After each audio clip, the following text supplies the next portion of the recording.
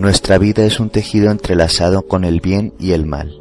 Nuestras virtudes serían admirables si no estuvieran contaminadas por nuestros defectos, y nuestras flaquezas serían desesperantes si no se hallaran atemperadas por nuestras virtudes.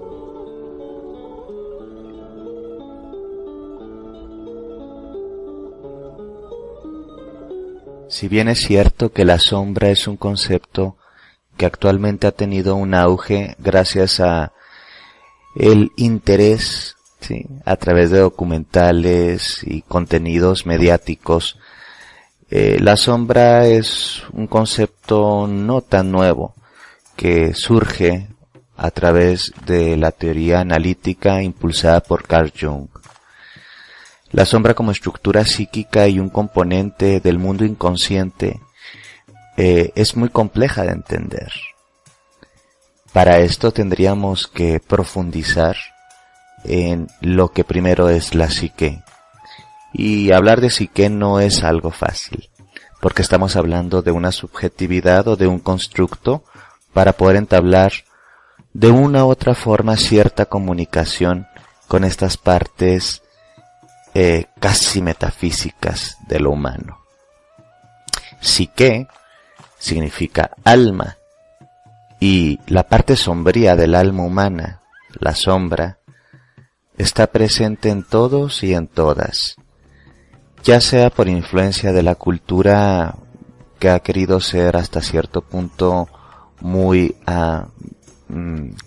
polar o muy polarizada o muy dicotómica, y ha negado los componentes que parecen o tienden a ser rechazados por las normas sociales, por los convencionalismos. Todos los componentes disociados de nuestra psique, de nuestra alma, van a parar a el inconsciente. Ahí se quedan almacenadas y se transforman en una serie de complejos y otro tipo de estructuras intrapsíquicas. Sin duda, una de las partes más interesantes de la psique y donde están almacenados la mayoría de los complejos es la sombra. La sombra es algo así como un lugar en donde guardar todas aquellas cosas que consideramos inadecuadas de nosotros mismos. Esta inadecuación evidentemente no se filtra por un filtro racional, sino que es continuamente procesada a través de nuestros introyectos morales y nuestros conceptos subjetivos del bien y del mal. Este mal que nos habita o esta sombra no hay que satanizarla ni tenerle miedo, porque en ella también se encuentran almacenados contenidos altamente funcionales y creativos de nosotros mismos. Estos contenidos creativos o contenidos que podrían ser llamados positivos, entre comillas, pues también son las partes que hemos disociado porque en algún momento han sido consideradas inapropiadas. Y ahí pueden estar desde aspectos tan fuertes o tan lumínicos como la ternura, hasta aspectos tan impropios, ¿sí?, o tan mal vistos como el odio mismo.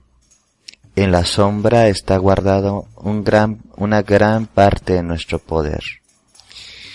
Sin embargo, algunas personas, ¿sí?, que tienden a sentirse o a quererse o a percibirse el autoconcepto como personas muy adecuadas, buenas y funcionales socialmente, tienden a tener una sombra mucho más, ¿sí?, grande o mucho más peligrosa, ya que la no aceptación de los contenidos oscuros de nuestra psique y de nuestra persona o nuestra personalidad, pues ha provocado este acumulamiento de energía y de líbido que habita en la sombra.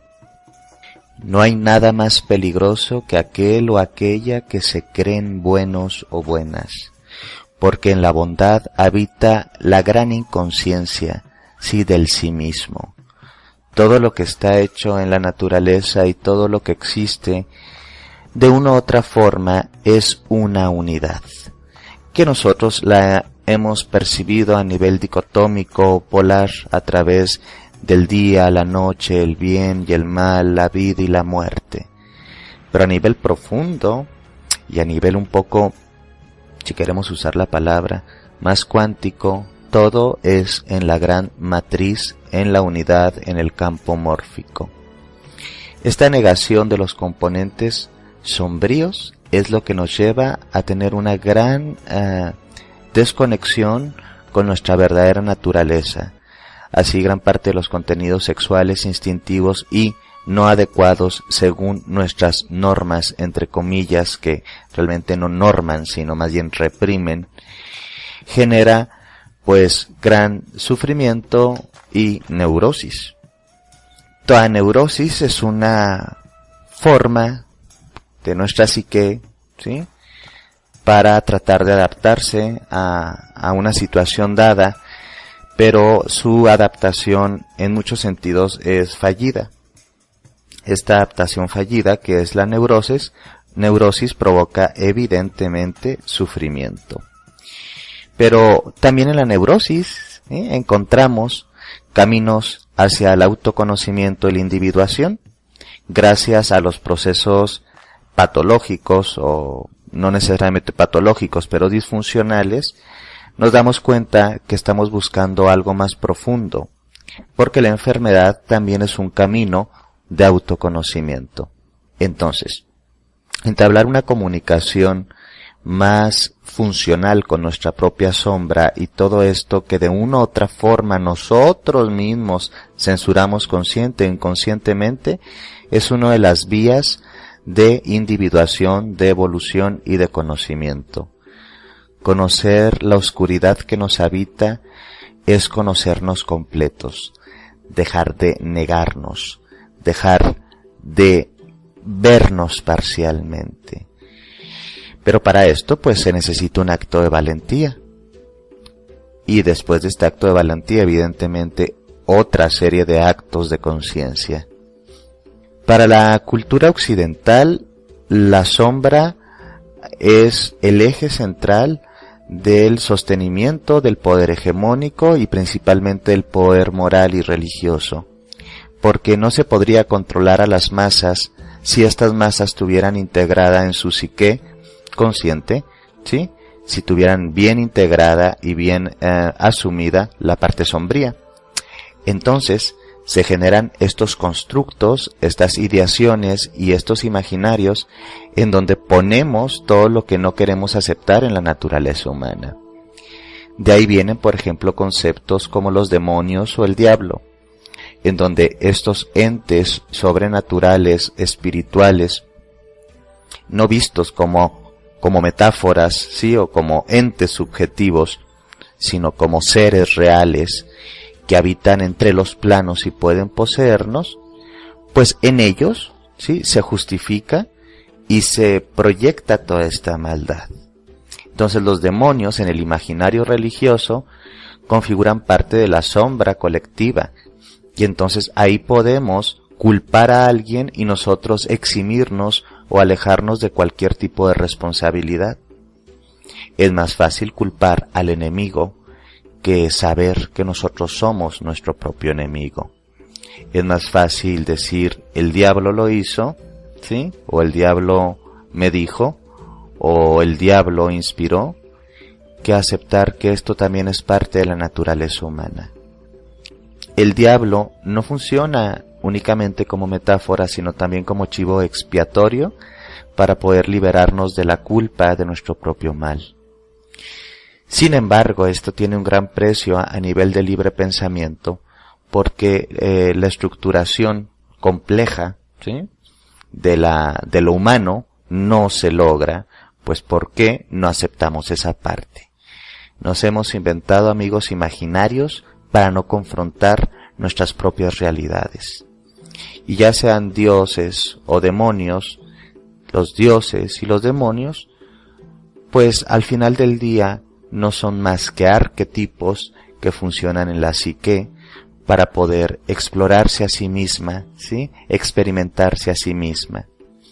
Qué lindo que nos pudieran explicar todo esto de una forma profunda y de una forma funcional, pero mayoritariamente lo hacemos a través de un pensamiento dogmático en donde se demoniza o se santifica componentes psíquicos que consideramos correctos e incluso se les pone una personalidad, un nombre y una identidad. Así vemos, por ejemplo, estas enfermedades que ahora sabemos que son psiquiátricas y disociativas, en donde algunas personas generan respuestas profundamente negativas, histéricas, esquizoides, psicóticas, y la explicación en muchas épocas y aún en muchos contextos de nuestro tiempo, pues es que el diablo, sí, o demonios, las tienen o los tienen posesos. Este estado de posesión, evidentemente lo podemos entender como una serie de complejos autónomos, sí, que no pudieron integrarse y generaron esta desconfiguración psicológica. Ya incluso algunas instituciones religiosas hacen una serie de estudios de caso para de una u otra forma discernir entre si esto es un fenómeno meramente psiquiátrico o un fenómeno de corte espiritual o psicoespiritual. Sin embargo, esto tiene que ver con los mismos criterios de dogma, fe y creencia en estas entidades. Entonces, si bien es cierto que el mal que nos habita está siempre latente, muchas veces presente en lo cotidiano y a veces evidentemente paseándose descaradamente frente a nosotros, esto no tiene nada que ver con alguna entidad. Tiene que ver con nuestra propia naturaleza disociada. Así, por ejemplo, encontramos en la guerra como los buenos, entre comillas, pues son el bando que va a justificar esta guerra, sea política o guerra santa, a partir de discursos en donde se demoniza al enemigo y se le quita la humanidad, se deshumaniza. Entonces a veces pueden ser los que no son de la religión o de otra religión, los que alaban antiguas deidades que son demonizadas para poder justificar, ¿sí?, una serie de guerras, o pueden ser los orientales o los occidentales o los árabes o cualquiera que tenga el petróleo. Para crear un enemigo toma un lienzo en blanco y esboza en él las figuras de hombres, mujeres y niños. Sumerge en la paleta inconsciente de tu sombra enajenada un gran pincel y emborrona a los extraños con los turbios colores de la sombra. Dibuja en el rostro de tu enemigo la envidia, el odio y la crueldad que no te atreves a admitir como tuyas. Ensombrece todo asomo de simpatía en sus rostros. Borra cualquier indicio de los amores, esperanzas y temores que se constatan. Deforma su sonrisa hasta que adopte el aspecto tenebroso de una mueca de crueldad. Arranca la piel de los huesos hasta que se asome, que se vea el esqueleto, inerte como la muerte. Exagera cada rasgo hasta transformarlo de un ser humano a una bestia, como una alimaña, como un insecto, que en el fondo del cuadro con todos los diablos, demonios y figuras malignas que alimenten nuestras pesadillas ancestrales. Cuando hayas terminado el retrato de tu enemigo, podrás matarlo y descuartizarlo sin sentir vergüenza ni culpa alguna, porque entonces lo que destruirás se habrá convertido en un enemigo de Dios o en un obstáculo para la sagrada dialéctica de tu historia. En el fondo, la oscuridad real está en ese que parece ser el héroe, porque a veces, tristemente, ni siquiera se da cuenta de lo que está haciendo de forma completa. Se siente bueno, se siente vencedor, se siente héroe, se siente iluminado, se siente con la única verdad, se siente poderoso. Y entonces ahí está el peligro. No se da cuenta que su psique puede estar realmente poseída por esta serie de complejos autónomos disfrazados de patriotismo, nacionalismo, religiosidad, imposición extrema a la diferencia, y esta diferencia simplemente es demonizada o trabajada políticamente como algo muy inadecuado, muy malo, que tiene que estar lejos de nosotros o incluso ser exterminado. Cuando damos una pequeña mirada en retrospectiva a la historia de la humanidad, nos damos cuenta que grandes asesinatos, genocidios, guerras y destrucción han sido siempre justificados. Se ha justificado a través de filosofías o religiosidades, a través de políticas, pero cuando las vemos desde este lugar, decimos, ¿cómo pudo pasar? Lo más triste de esto es que va a seguir pasando y sigue pasando todos los días, porque los demonios de nuestra propia sombra no habitan y salen de vez en cuando, sí, de su sabernos.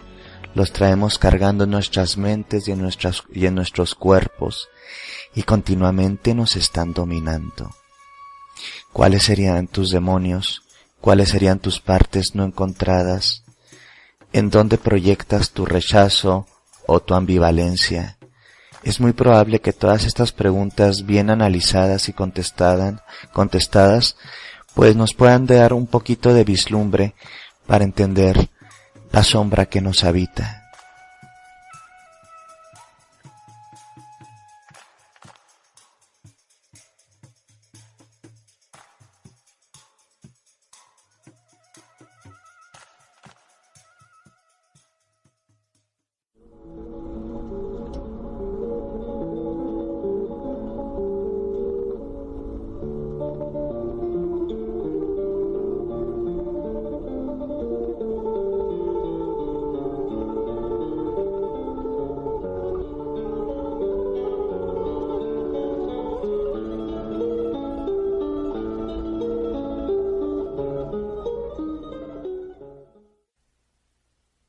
Marie von Franz nos dice que los cuentos de hadas son la expresión más pura y simple de los procesos psíquicos del inconsciente colectivo.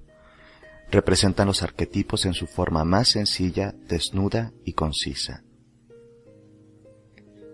Si bien es cierto que en los cuentos de hadas encontramos estos vestigios de la realidad psíquica del humano, muchas veces no nos percatamos de esto. Los vemos como simplemente cuentos para dormir o cuentos para entretener a los niños. Si ya viene hablado en múltiples ocasiones de los cuentos como mapas psicológicos y como mapas de autoconocimiento, encontrar a la sombra en los cuentos es algo bastante interesante.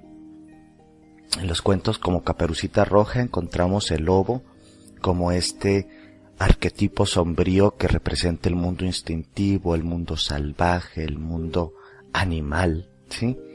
Y entonces es relegado al posicionamiento de la maldad, de lo peligroso, pues porque básicamente nos quieren ilustrar de forma muy implícita que el instruccionamiento correcto es que las niñas que entran en sus ciclos sexuales reproductivos menstruales tienen que alejarse de todo aquello que sea sexual, salvaje, instintivo, peludo, es decir, todos aquellos hombres que se disfrazan de lobos o lobos que se disfrazan de hombres que pueden funcionar como agentes seductores y por lo tanto dentro de la moralidad como depredadores. Encontramos también las brujas, ¿sí?, en los diferentes cuentos de hadas que vienen a maldecir o a transformar en bestias o a transformar en ranas a príncipes, pues porque de una u otra forma eso eran. Simplemente llevaron a la realidad lo que en el fondo eran estos personajes. Entonces, a través de esta caída al mundo animal, como si fuera un mundo inferior, simbólicamente, los hechiceros y las brujas hacen que el héroe o el príncipe tenga que pasar por una serie de peripecias para integrarse a sí mismo, para descubrirse a sí mismo, o para fusionarse con su polaridad opuesta, que generalmente es la princesa o el príncipe, ¿sí? En esta fusión de matrimonio sagrado, o en esta integración de yin, de yang, de polaridades. Pero todos estos cuentos y todas estas historias no tendrían un motivo y un sentido si no hubiera una problemática establecida. Y esta problemática establecida es la evolución a través del proceso de conflicto, de dolor, de pérdida y de necesidad de encontrarse. También en la pestaña del lobo observamos como por ejemplo la niña o la doncella que se aproxima al bosque siente el aullido de la sombra, el aullido del lobo, y lejos de tenerle miedo, o más bien aún teniéndole miedo, la seguridad le gana, ¿sí? Le gana esta curiosidad natural y simbólicamente se integra con el lobo para poder absorber de sus dotes, de sus poderes. Entonces la pestaña se transforma en su percepción consciente del mundo, el lobo se la da en lugar de comérsela, ¿sí? Y ella se transforma en una mujer sabia, en una mujer integrada, en una mujer que es consciente del mundo de la naturaleza y sabe entre lo que sí es y lo que no es. Al igual que en los cuentos, los mitos de la humanidad construyen gran parte del psiquismo y de la forma de vernos. Así vemos, por ejemplo, en el mito de Inanna o el descenso de Inanna, cómo ella se tiene que integrar con su polaridad oscura en el mundo de los muertos, su hermana, su otro yo, pero también su temida. Para eso tiene que pasar por una serie de pruebas de humildad, porque se tiene que ir despojando de sus riquezas y de sus vestidos, hasta transformarse en un montón de carne en putrefacción. Y en esa putrefacción ella se transfigura, se transforma y simbólicamente se integra con esta parte negada de sí misma. Así muchos cuentos, mitos y leyendas tienen esto cifrado, tienen esta serie de mensajes que nos evocan la integración con eso que creemos que es malo, pero que representa también fortaleza dentro de nosotros. En algunas religiones y tradiciones espirituales encontramos esta polaridad con los maestros o los avatares de cada una de las sendas. Así, por ejemplo, el Maestro Jesús fue de una otra forma seducido, ¿sí?, en sus 40 días en el desierto por la figura del enemigo o su contraparte, por así decirlo, demoníaca. Siempre que esta figura está presente, pues creemos que es lo malo, que es lo destructivo, que es el enemigo. Pero es que la realidad es que la religión misma no tendría ese sentido que tiene si no tuviera esta contraparte o esta polaridad integrativa. En estos 40 días el maestro es seducido, ¿sí?, y él tiene que probarse, ¿sí?, en sus propios deseos y en sus propias aspiraciones. Todos de una u otra forma, tanto los mitos, las religiones, las leyendas, los cuentos, están transitando un viaje de integración con su propia sombra. Y como es arriba es abajo, y nosotros también estamos en nuestra integración. Muchas veces no nos damos cuenta, pero nuestras fuerzas inconscientes nos están haciendo habitar diferentes cuentos, religiones, tradiciones, historias, leyendas. Joseph Campbell a esto le llamaba monomito, es decir, es como un círculo, por así decirlo, en donde el viaje del héroe o de la heroína, ¿sí?, tiene una serie de pruebas para la integración y finalmente volver al lugar de donde partió, pero transformado, transfigurado, analíticamente diríamos individuado, ¿sí?, siendo lo que uno realmente es. En estos procesos es evidentemente difícil si la integración de este gran monstruo, de este gran ogro, de esta maldición de la bruja o el hechicero, de este dragón, ¿sí?, de esta medusa, de este monstruo de las profundidades y de la oscuridad, de estos demonios o de estos ogros, porque son partes de nosotros mismos, porque son partes de nosotras mismas, porque siempre han estado ahí, siempre van a estar ahí. La disfuncionalidad consistiría en negar esta naturaleza, en disociarla, y entonces ahí volvería en forma de complejos autónomos que podrían poseer nuestras vidas, ¿sí?, y empezar a contaminarlas, a destruirlas y a volverlas cada vez más neuróticas. Entonces, Por ejemplo, vemos que en esta neurosis, ¿sí? Que en la cual todos habitamos y nuestra sociedad habita, nos guste decir, no, solo aquellos o aquellas lo hacen, no. Yo no tengo nada de esto, de aquello. Claro que lo tenemos. Entre más resistencia tenemos en aceptar esta polaridad, esta parte de nosotros, pues vamos a sufrir más, ¿sí? Ahorita, por ejemplo, que estábamos hablando de Marie Bonfrance, me gustaría tocar este punto, ¿sí? En donde ella hace una serie de estudios de los cuentos, ¿sí? De los cuentos de hadas. Y en uno de estos cuentos, por ejemplo, habla de la princesa y el sapo. Y el sapo, evidentemente, como había dicho, ¿sí? Pues fue transformado por una serie de maldiciones y problemáticas, pero él era un príncipe y todo este rollo, ¿no? El punto de esto es la integración. Cuando la princesa lo encuentra en el mundo salvaje, en el mundo de la naturaleza, tiene que convivir durante algún tiempo con él para descubrir su verdadera naturaleza. Una vez que descubre esta naturaleza y puede llegar al estado de amor, es decir, aceptación, empatía, entendimiento, conciencia, la maldición se rompe. Es muy parecido el patrón, ¿sí? Psicológico y el patrón de guión de este cuento al de La Bella y la Bestia, por ejemplo, en donde la Bella y la Bestia representan, tanto también astrológicamente, Virgo y Leo, ¿sí? En donde el león, ¿sí? O la bestia, o este hombre bestia, tiene una serie de características iracundas, malignas, sexuadas, depredantes, pues son toda la serie de impulsos que han sido reprimidos. Son toda esta serie de bestias o animalidades interiores en donde vemos a esta mujer buena, mujer ángel, arquetipo de la aceptación de lo que la gente espera que sea una mujer, virginal, buena, amorosa, compasiva y con su amor lo sana. Evidentemente esto es algo peligrosísimo si lo tomamos de forma literal, porque creeríamos que así podríamos sanar, por ejemplo, a una pareja disfuncional o una pareja violenta. Esto se refiere a algo dentro de sí misma. La bella y la bestia te habitan a ti, me habitan a mí. Son formas en que la conciencia o parte lumínica, ¿sí? Despierta en nosotros, tiene que aproximarse y a veces también es raptada, ¿sí?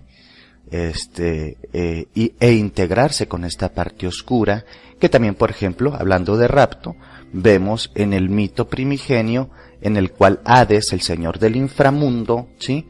Rapta a Perséfone o Prosperina, que es la hija de la madre tierra, que representa toda inocencia, toda gracia, toda bondad, ¿sí?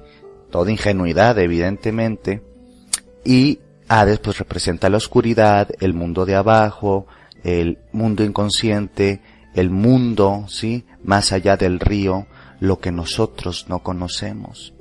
A veces este rapto de la sombra, así nos llega, ¿sí? Como cual si fuera un Hades, y a nosotros como si fuéramos una inocente y pueril Prosperina, ¿sí?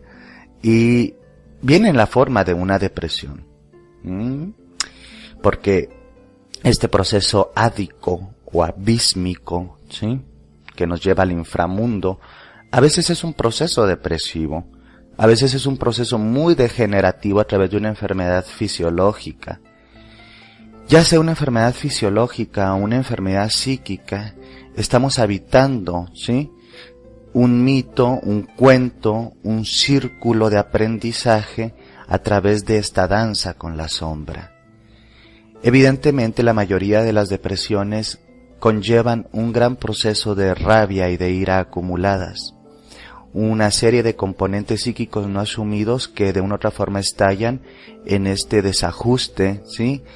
Anímico, que puede transformarse en algo profundamente patológico y peligroso, o incluso llevarnos a la misma muerte, ¿sí? Al suicidio o a los procesos de autodestrucción, ya sean estos adictivos, ¿sí? O evidentemente el acabar con nuestra vida de forma inconsciente. Las adicciones, ¿sí? También son un punto importante que tocar. Las adicciones también están representando una serie de pulsiones autodestructivas, ¿sí? Y de instintos que se tratan de compensar a través de formas disfuncionales o estas formas que no están ancladas a la naturaleza. Y cuando digo naturaleza, bueno, pues es que estoy hablando de esta serie de satisfacciones que vienen de forma natural, ¿sí? Que no tienen ningún proceso degenerante. Sin embargo, pues una adicción al alcohol, al tabaco, a drogas duras y demás, pues conlleva una compensación siempre, ¿sí? Y conlleva una serie de autodestrucción latente o muy, muy evidente. Todos estos procesos que podríamos considerar disfuncionales tienen, ¿sí? Una conexión con la naturaleza oscura de nuestra psique, con el mundo de la oscuridad, con el mundo que no somos conscientes que nos habita.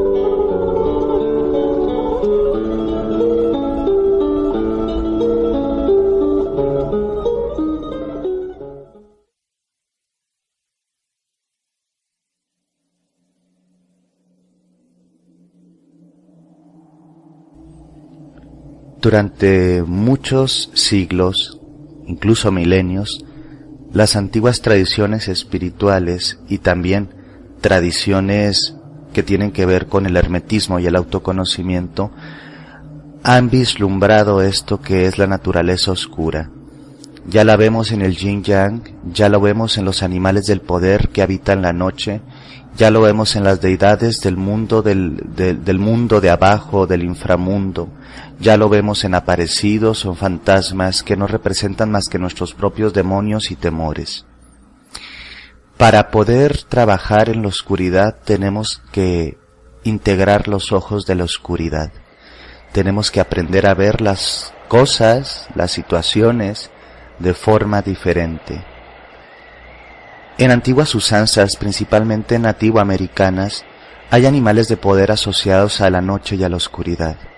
La madre noche, el búho, ¿sí? La lechuza, el cuerpo, algún tipo de serpientes y depredadores nocturnos son representaciones del poder de la oscuridad.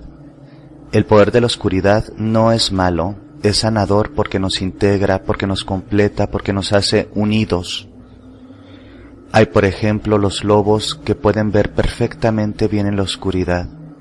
Hay, por ejemplo, lechuzas que ven preferencialmente mejor en la oscuridad. Están los cuervos que con sus plumas negras y sus ojos profundos pueden ver en los secretos de la noche. Vamos a tratar de ponernos relajados en una posición cómoda, en una posición agradable, una posición en donde no seamos interrumpidos. Vamos a cerrar los ojos hacia el mundo de afuera para abrirlos hacia el mundo de adentro, al mundo que nos habita dentro, a un mundo que está por debajo de las formas concebidas, a un mundo que muy pocas veces descendemos. Lo vamos a hacer seguros, seguras, con tranquilidad. Respira hondo y deja que la respiración se haga pausada, pausada. Respiras y oxigenas tu cuerpo y exhalas por tu boca. Y sacas tus tensiones y te quedas desnuda y te quedas desnudo ante la oscuridad. Te haces totalmente consciente de la oscuridad que no es mala, porque en la oscuridad germina la vida, porque en la oscuridad se esconde la nueva vida. Todo viene de la oscuridad, el vientre es oscuro. todo va hacia la oscuridad. La tumba es oscura. En esta oscuridad vas a respirar profundo y visualizar que estás en un espacio-tiempo de armonía. Puede ser un hermoso bosque, puede ser a las orillas de un lago, pero es de noche. Es de noche. Puedes ver las estrellas, puedes ver el manto estelar. La madre noche te cubre, la luna te ilumina y te transforma en brillo de plata. Respiras hondo, respiras. Y eres consciente de los sonidos de la naturaleza, de los sonidos fuera de la naturaleza, de los árboles que se mueven con el viento. Eres consciente, muy consciente, de los sonidos, de los pequeños sonidos, de los animales de la noche. Escucha su viento, escucha su noche, escúchate a ti por dentro, tu corazón, tu latido de corazón tambor, un tambor que sostiene tu existencia, un río que fluye y refluye por tus venas. Puedes sentir tus sonidos de adentro y cómo se integran con los sonidos de afuera.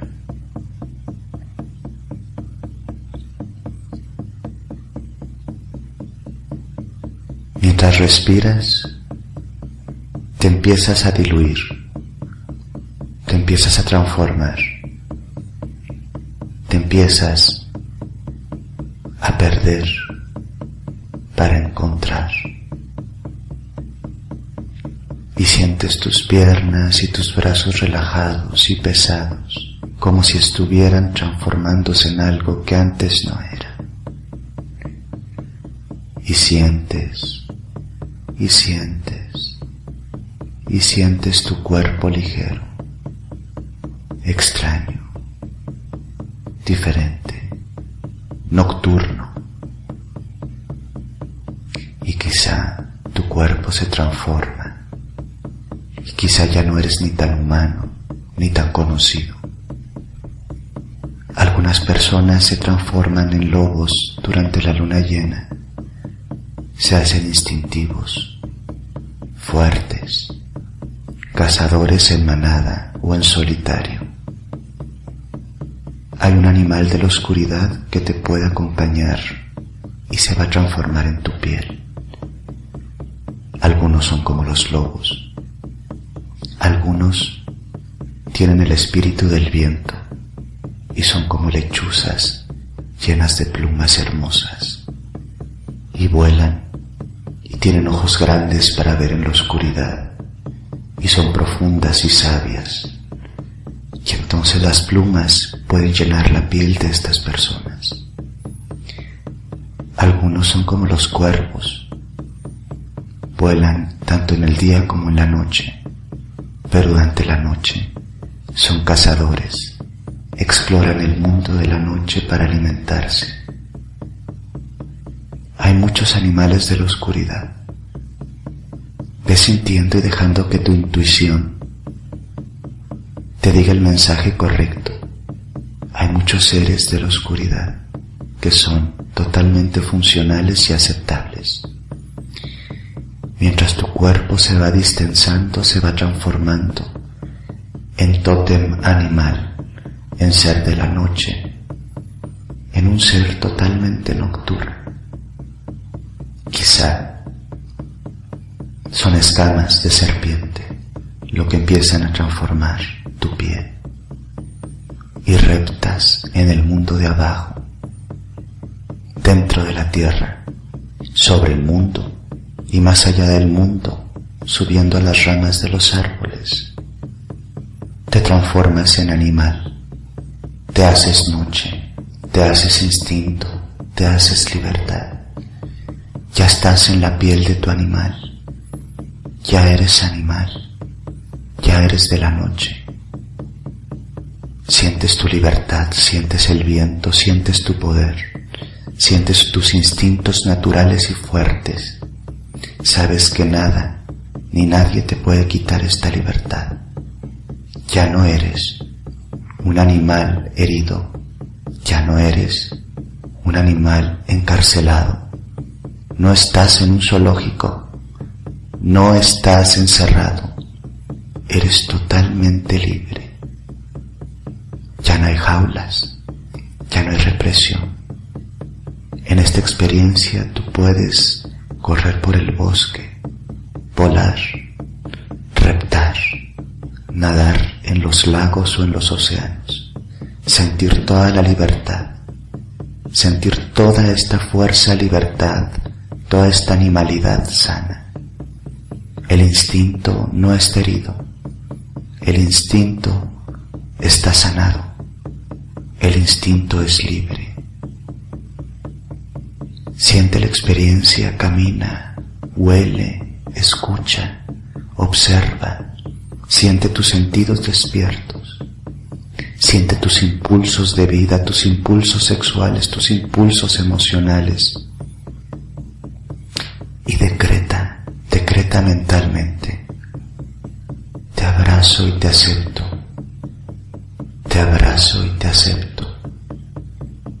Integro esta fuerza de mi sombra, te abrazo y te acepto. Ahora soy lo que soy y estoy en paz.